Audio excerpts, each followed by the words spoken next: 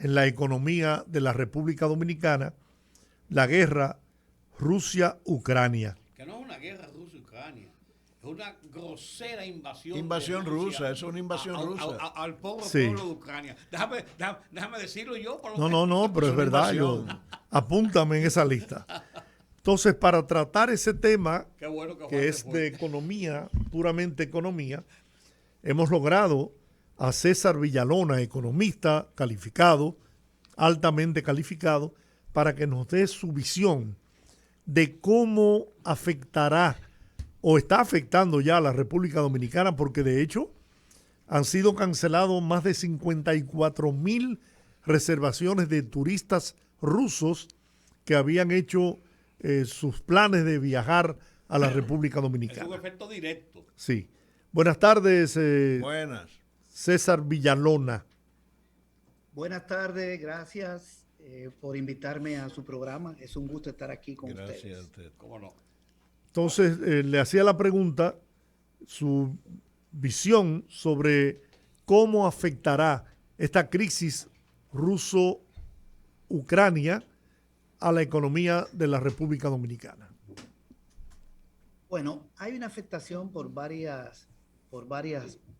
en algunas variables importantes de la economía. Lo primero es por el lado del encarecimiento de los precios de los bienes y servicios, la inflación. La guerra ha generado un incremento del precio del petróleo. Ya estaba alto antes de la guerra, pero se disparó aún más. Y para un país como República Dominicana, importador de crudo y sus derivados, significa energía más cara y combustible más caro. Eso ya lo estamos viviendo, no solo acá, pero como nos estamos refiriendo a nuestro país. Hago este planteamiento.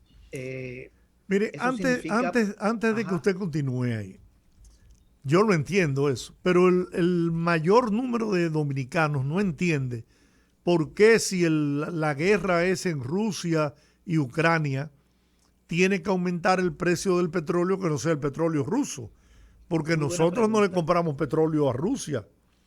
Sí, esa es muy Ahora, buena pregunta. ¿qué pasa? ¿Hay especulación de los otros productores?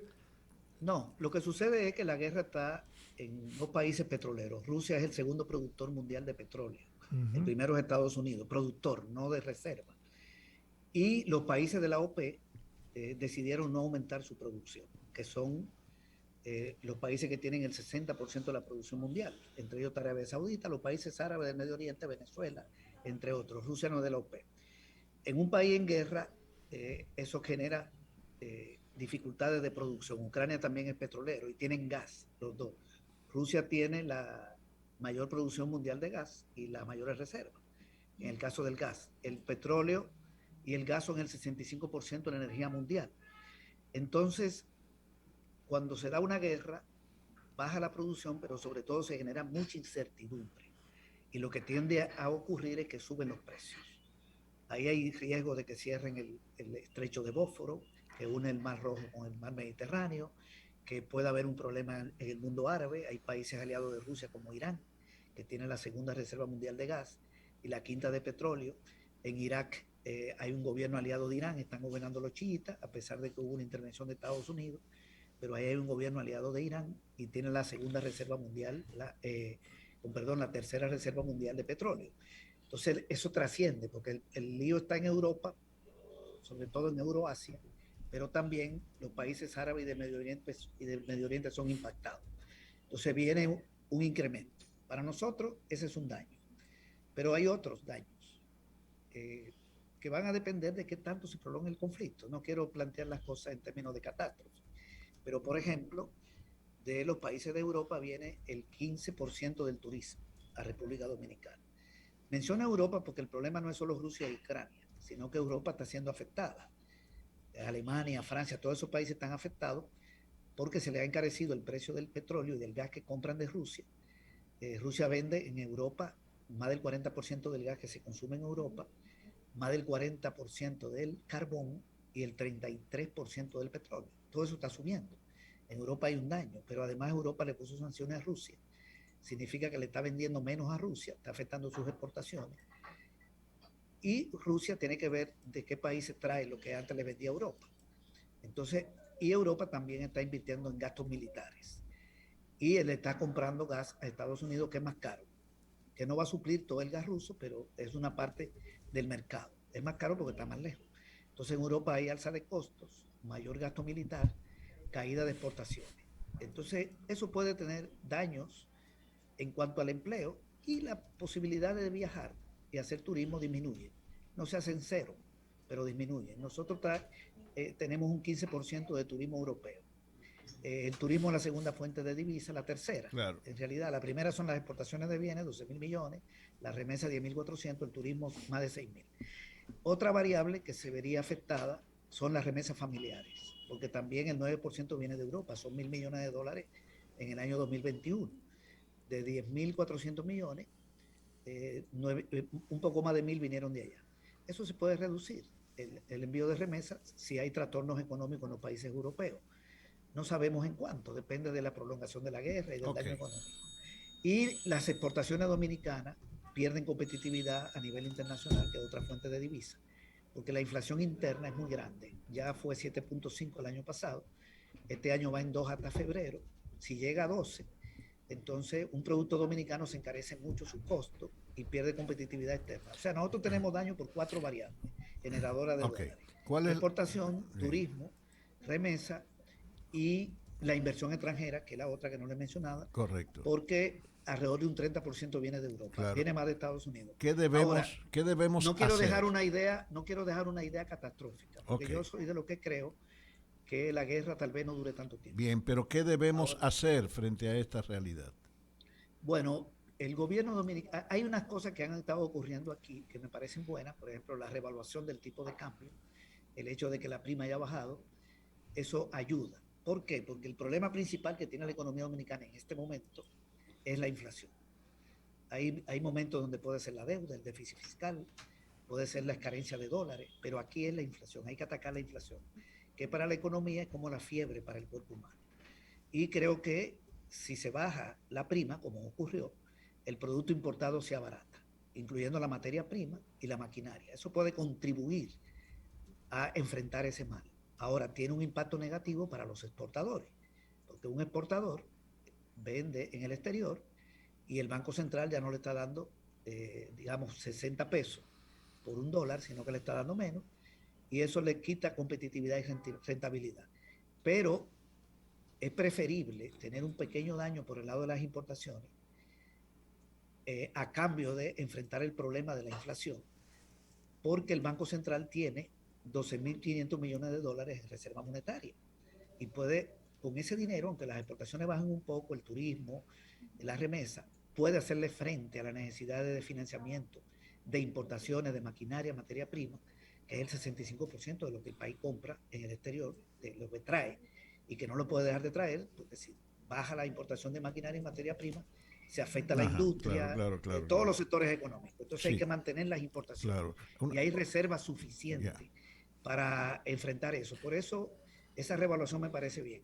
Lo otro es que yo creo que el gobierno debería tratar de reducir gastos innecesarios. Siempre hay gastos innecesarios, pero no para gastar menos, sino para orientarlo a subsidiar la agricultura, a subsidiar algunos servicios, para atenuar el impacto de los precios y tratar de levantar la producción nacional.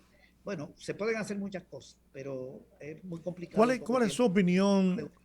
¿Cuál es su opinión sobre el proyecto de ley que llevaría tasa cero del arancel aduanero para determinados productos de la canasta familiar que el presidente tiene interés en que sea aprobado en el Congreso? Bueno, tiene un efecto positivo y uno negativo. Y yo creo que se puede enfrentar lo negativo. Lo positivo es que esos productos entrarían más baratos y atacas el problema de la inflación.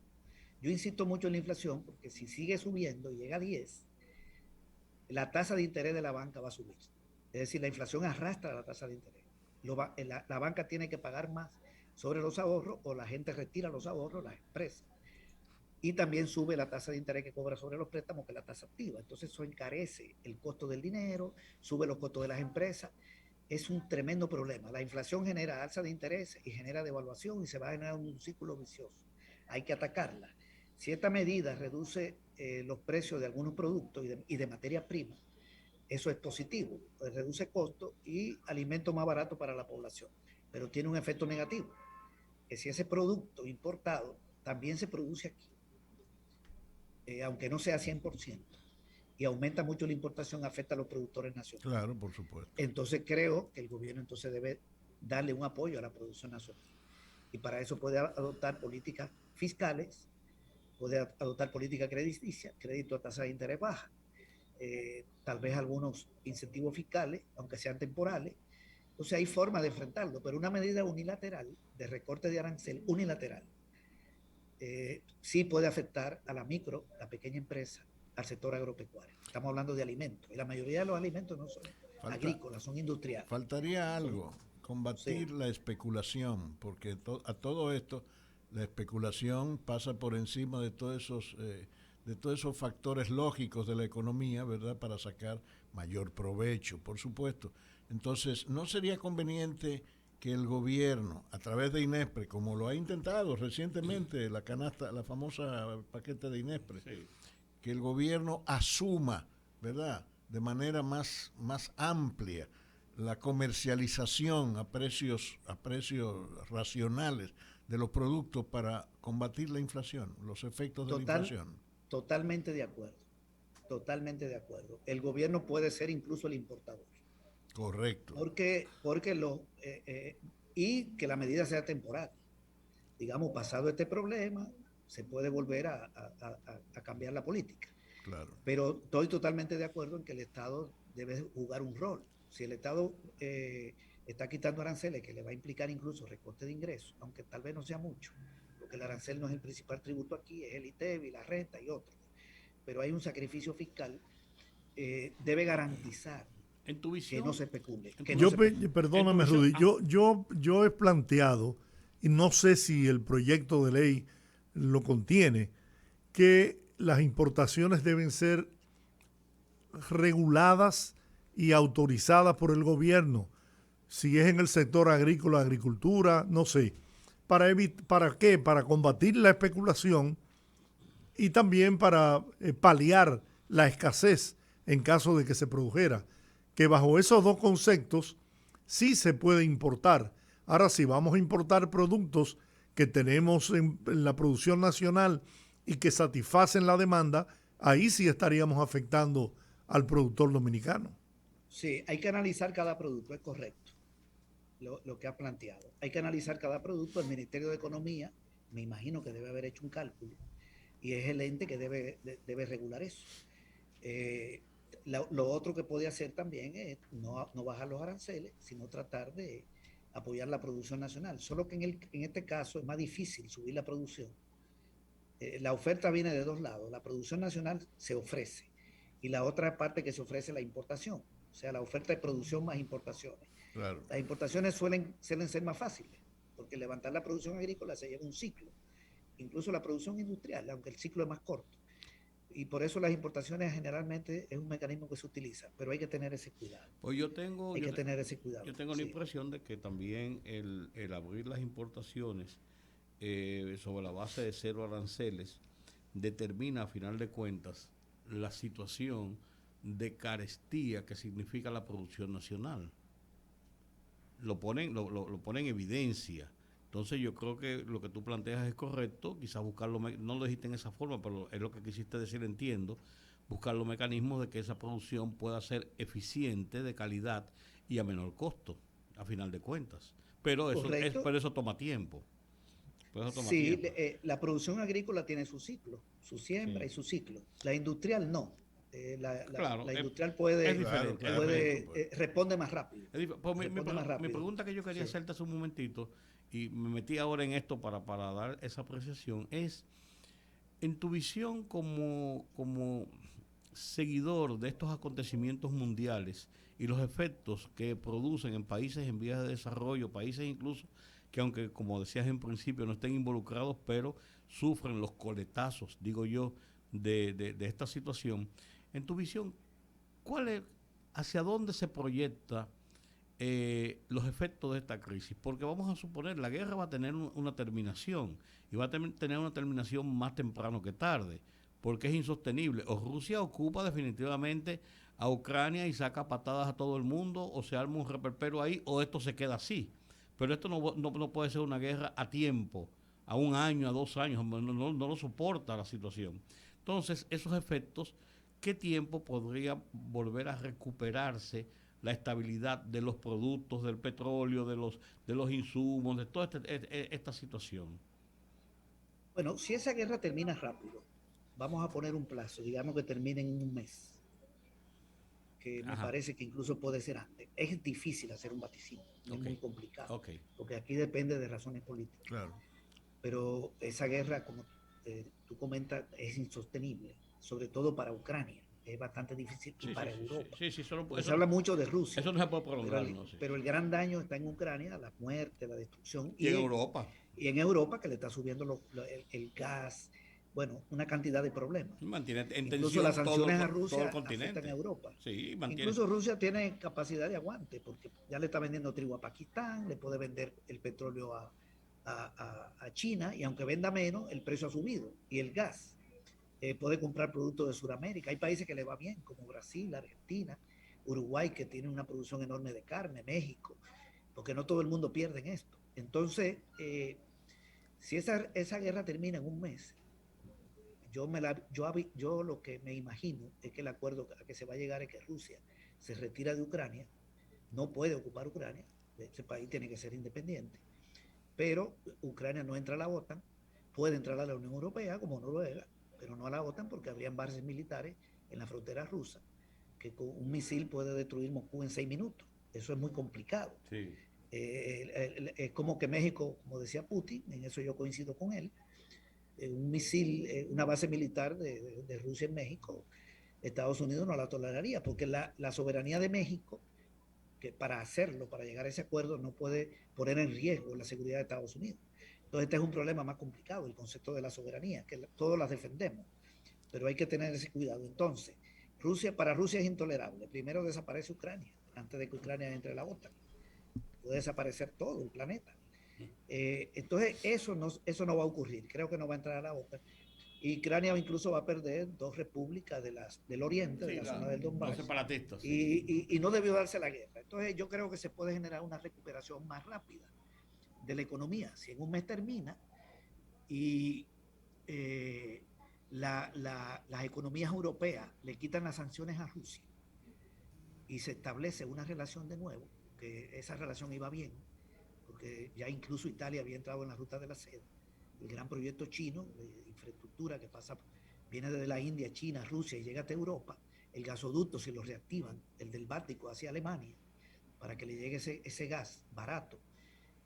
Y todo eso ocurre y se normaliza. En el resto del año entramos en una situación de cierta normalidad. Ok, está bien. Eso creo yo, pero depende Ahora, ¿qué las va a condiciones pasar políticas. en el aspecto económico con la destrucción que ha experimentado Ucrania? ¿Quién va a pagar todo ese daño? Sin hablar de las pérdidas de vida, porque eso no lo repone nadie. Pero Yo, hay pérdidas multimillonarias. sí, yo creo que la ONU tiene que asumir un plan de apoyo a Ucrania con fondos de los países más poderosos. Rusia, por ejemplo, tiene reserva monetaria de más de 600 mil millones de dólares. Un país con un PIB de 1.7 billones, o sea, es mucha la divisa y tiene una parte en oro, tiene otra parte en euro, tiene otra parte en la moneda china y otra en dólares. China tiene reserva monetaria por más de 3 mil millones. Esta cifra lo que quiere decir es 500 mil millones de dólares multiplicado por 6. Es decir, el Producto Interno Bruto de Brasil, Colombia, Argentina y México juntos, de un año. Todo eso lo tiene China en dólares, en reserva. Una parte en dólar, otra en euros, porque la están diversificando. China tiene el 30% de la divisa del mundo. Estoy hablando de países con dinero. La India tiene muchísimo dinero. Estados Unidos es la economía más grande con el 24% del PIB mundial. China es la segunda con el 18%.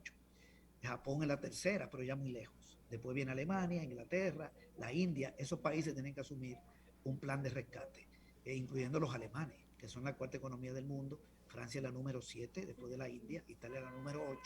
Y así van. De ahí pueden sacar fondos. Claro. Incluso hay un fondo del BRIC, que es la alianza de Brasil, Rusia, la India, China y Sudáfrica, un bloque que se creó en el año 2008 y que tiene un fondo de inversión de 100 mil millones de dólares. Ha hecho inversiones importantes. Pero no debería ser Rusia la que pague la reconstrucción de Ucrania, porque fue Rusia quien la desbarató y destruyó. Sí, Rusia, por eso comencé por Rusia y sus reservas. Pero yo creo que también hay responsabilidad de Europa, porque Europa creo que pudo haber garantizado una negociación. Yo lo esperaba, era lo que yo esperaba, una negociación para que Ucrania no entrara a la OTAN. Y con eso yo creo que era suficiente para evitar el conflicto. Claro. Y ese gobierno demostró mucha dependencia, porque el país que presiona por la entrada es Estados Unidos. Europa es un continente ocupado militarmente por más de 500 bases militares de Estados Unidos. Hay que tomar en cuenta que el Producto Interno Bruto de Estados Unidos es superior al de la Unión Europea y el de China también. Europa es muy débil políticamente, de un territorio ocupado, pero debieron mostrar más capacidad de estadista y negociar con Rusia, Estados Unidos, Europa, y que Ucrania quedara como un territorio neutral en la Unión Europea. Si el gobierno quiere entrar en la Unión Europea está muy bien, pero acercar a Rusia militarmente no es correcto. Bien. Eso no es correcto. Eso es como querer cercar a Estados Unidos. Es muy difícil. Bueno, muchas gracias. Yo pienso que ha sido muy buena la entrevista. Excelente conversación con César Villalona sobre la crisis económica mundial y cómo afecta esta a la República Dominicana. Le agradecemos profundamente todas sus opiniones.